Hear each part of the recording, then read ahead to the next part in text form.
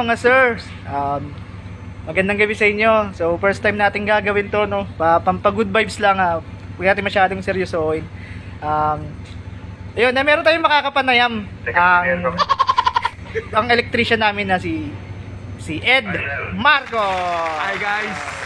Okay. Maliit na segments na tatawagin natin. Sagutin mo ang tanong ko, please. Tagasan ka nga pala, sir? Bohol.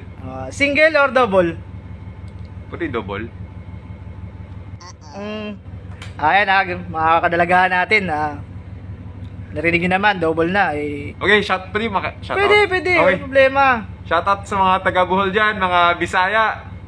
Kung ikaw yung papipiliin, anong gusto mo? Yung sundot hatid o hadit sundot?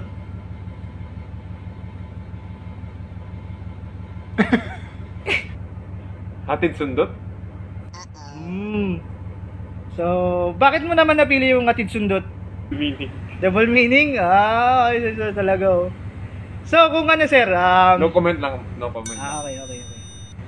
So, kung ang napili mo is hatid sundot, anong masasabi mo sa mga kabataan ngayon na katulad natin na nasa unang first step pang ng kanilang pagbabarko at ang mga pangarap nilang gusto rin makapagtrabaho kagaya natin dito sa pagbabarko? Huwag niyong pahirapan yung sarili. Don't be too hard on yourself ba? Yun, di mo binitawag. Don't be yourself. Yung sa madaling sabi, lang, relax lang kasi yung tao kasi may kanya-kanyang timeline. Sample, at the age of 30, so doon ka pa lang nagsimula makakuha ng trabaho. Tapos yung iba naman sa age of 25, stable na. Yun ang ibig ko sabihin. Nag-blackout po tayo, pero diretso lang. Hintayin lang natin yung time natin na marating natin yung gusto natin. Huwag natin madaliin yung sarili natin. Ganun. Sir, sa mga words of wisdom na binitawan mo, talaga yung mga bara mo na yun, napakalupit.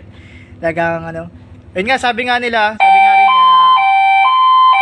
huwag natin madaliin. Kumbaga, ikaw rin na magiging author ng sarili mong libro.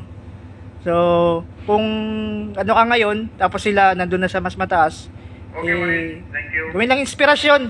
Yun, keep safe po tayong lahat lagi at wag mo natin kalimutang magmahal. Okay. Bye-bye.